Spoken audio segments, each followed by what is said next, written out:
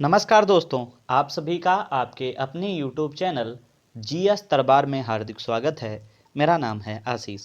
दोस्तों, हम लोग प्रत्येक दिन जो है एसएससी जीडी के अंतर्गत जीके और जीएस से संबंधित महत्वपूर्ण प्रश्नों की चर्चा कर रहे थे और उसमें लगभग में हम 12 प्रैक्टिस सेट कर चुके हैं।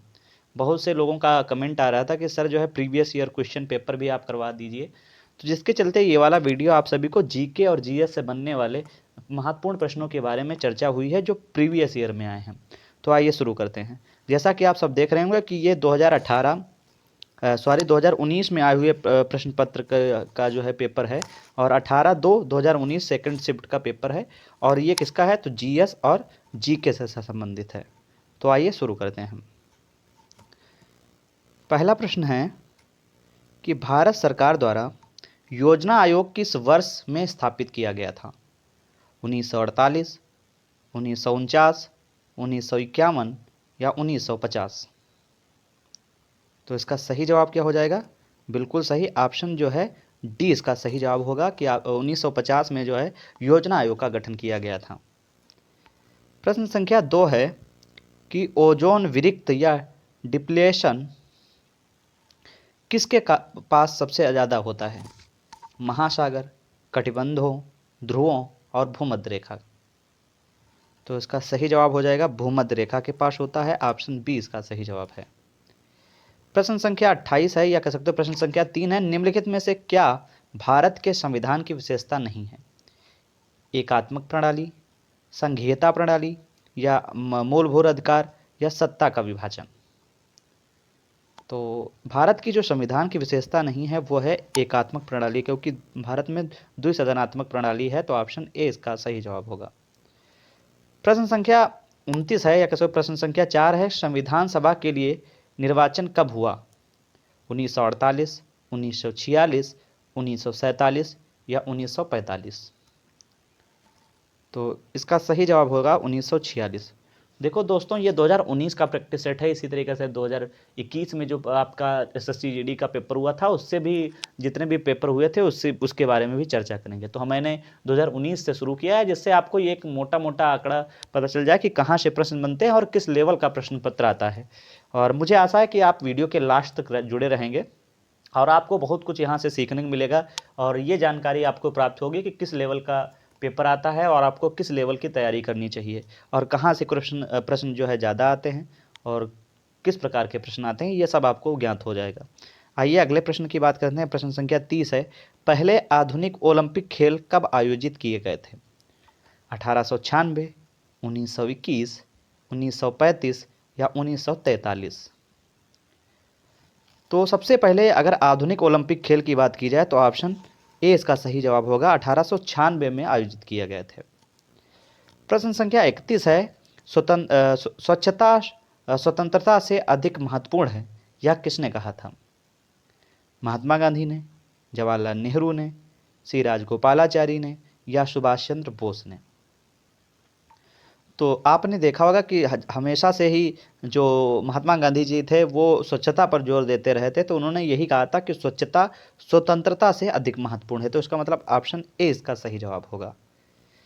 प्रश्न संख्या 32 है, जब ब्याज या मूलधन अवधि के लिए अतिदेय हो जाता है तो ऋण गैर निष्पादित परिसंपत्ति बन जाता है। आपके ऑप्शन देखिएगा। ऑप्शन ए है 365 दिन, बी 5 वर्ष, सी 180 दिन, डी 90 दिन। तो इसका सही जवाब हो जाएगा 90 दिन, ऑप्शन डी इसका सही जवाब है। प्रश्न संख्या 33 की बात की जाए कि 2011 की जनगणना के अनुसार भारत में निम्नलिखित में से किस राज्य में जनसंख्या घनत्व सबसे कम है? देखिए, मैं पूर्ण दावे के साथ कहता हूँ कि आपके पेपर में जनसंख्या या जनगणना से 100% प्रश्न आएगा, क्योंकि आपका टॉपिक भी आपके सिलेबस में दिया है जनगणना। तो भैया मैं आपको बताना चाहूँगा कि आप जनगणना से पढ़ के ज़रूर जाइएगा। बताना, आप अगर कमेंट कर बॉक्स में बताएंगे कि जनगणना वाला आप वीडियो बना दीजिए, तो मैं जितने भी जनगणना से फैक्ट बनेंगे मैं उनको जो है विस्तृत रूप से समझा दूंगा। तो आप सब अगर मेरी राय माने तो जनगणना वाला चैप्टर आप बहुत अच्छे तरीके से पढ़ के जाइए, क्योंकि वहाँ से एक प्रश्न जरूर आएगा। तो इसमें पूछा गया है कि 2011 की जनगणना के अनुसार भारत में निम्नलिखित में से किस राज्य में जनसंख्या घनत्व तो सबसे कम है। आपके ऑप्शन है अरुणाचल प्रदेश, हिमाचल प्रदेश, छत्तीसगढ़, सिक्किम। तो अरुणाचल प्रदेश में जनसंख्या घनत्व सबसे कम है, तो ऑप्शन ए इसका सही जवाब होगा। प्रश्न संख्या 34 है, जब सरकार का कुल राजस्व उधार को छोड़कर नियोजित व्यय से कम है तो उसे क्या कहा जाता है। अंदाजपत्र न्यूनता, राजकोषीय घाटा, राजस्व घाटा या घाटा वित्तीयन। तो जब सरकार का कुल व्यय या कुल राजस्व उधार को छोड़कर नियोजित व्यय से कम होता है तो उसे क्या बोला जाता है, राजकोषीय घाटा बोला जाता है। ऑप्शन सी इसका सही जवाब है।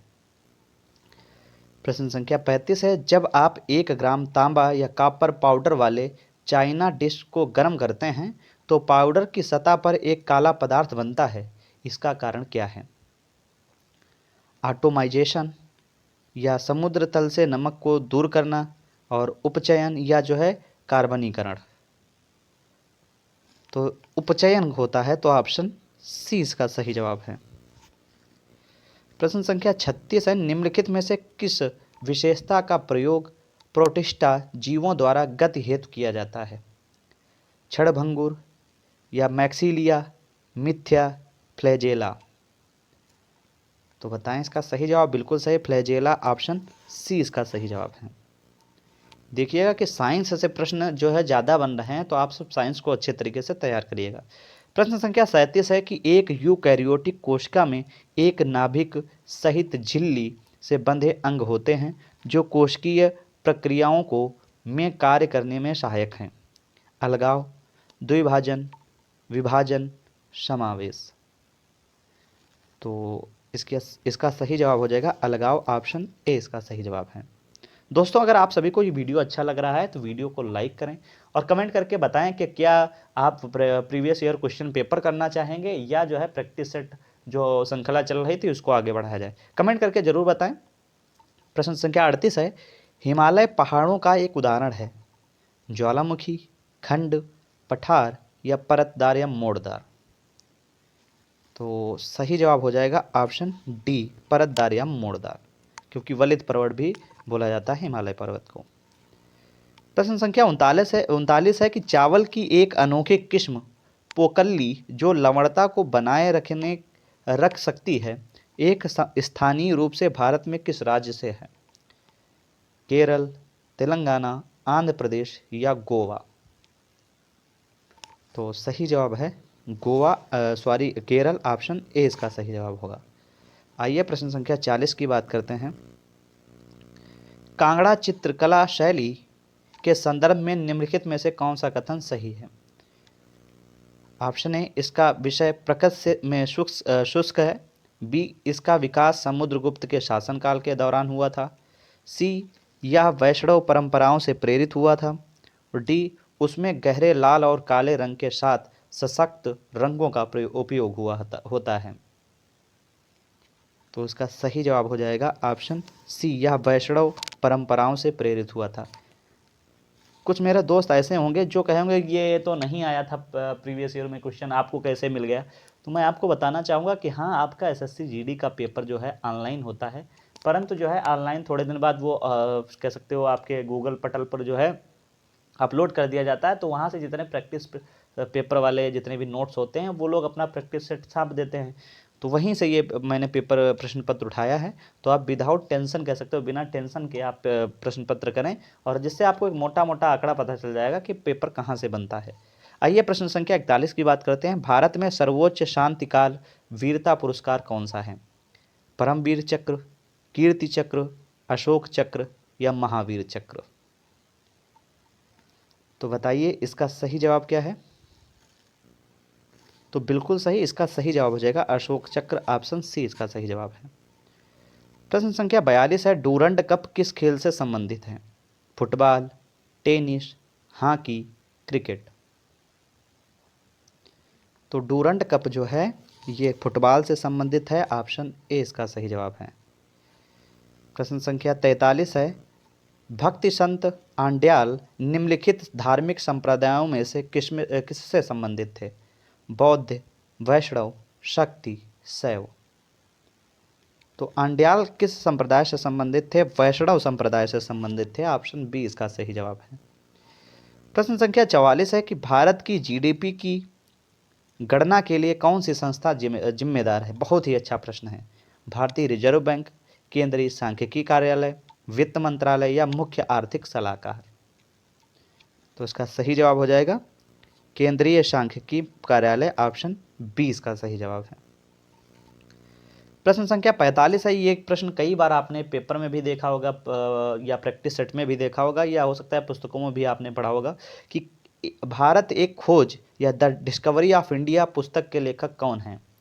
महात्मा गांधी, अटल बिहारी वाजपेयी, जवाहरलाल नेहरू, इंदिरा गांधी।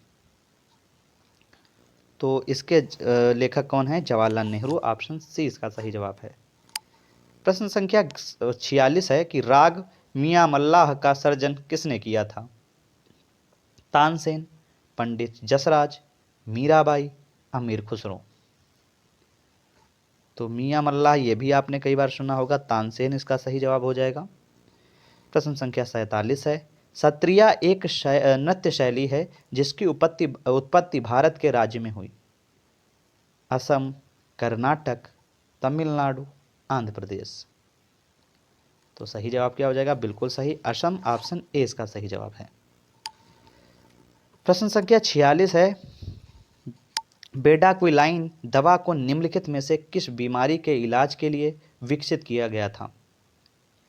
तीव्र अधिश्वेत रक्तता, इसके अलावा बी ऑप्शन है अस्थि संधिशोध, इसके अलावा सी MDR टीबी या डी हैजा। तो इसका सही जवाब हो जाएगा MDR टीबी। ऑप्शन सी इसका सही जवाब है। प्रश्न संख्या 49 है। गांधार कला शैली या स्कूल ऑफ आर्ट राजवंश के तहत विकसित हुई? चोल, मौर्य, नंद, कुषाण। तो सही जवाब है कुषाण। ऑप्शन डी इसका सही जवाब है। और आज का अंतिम प्रश्न है, ये सब आपको कमेंट बॉक्स में बताना है। बहुत ही सरल प्रश्न है कह सकते हो। निम्नलिखित में से कौन सी नदी अरब सागर में जाके मिलती है? कावेरी, गोदावरी, नर्मदा, कृष्णा। तो ये प्रश्न का जवाब आपको कमेंट बॉक्स में बताना है, प्रश्न संख्या 50 का। आप सभी को ये वीडियो कैसा लगा है कमेंट करके ज़रूर बताएं। आप सब सजेशन हमें दीजिए कि मैं प्रीवियस ईयर पेपर कराऊं या जो प्रैक्टिस सेट में करा रहा था जीके और जीएस से संबंधित वो कराऊं।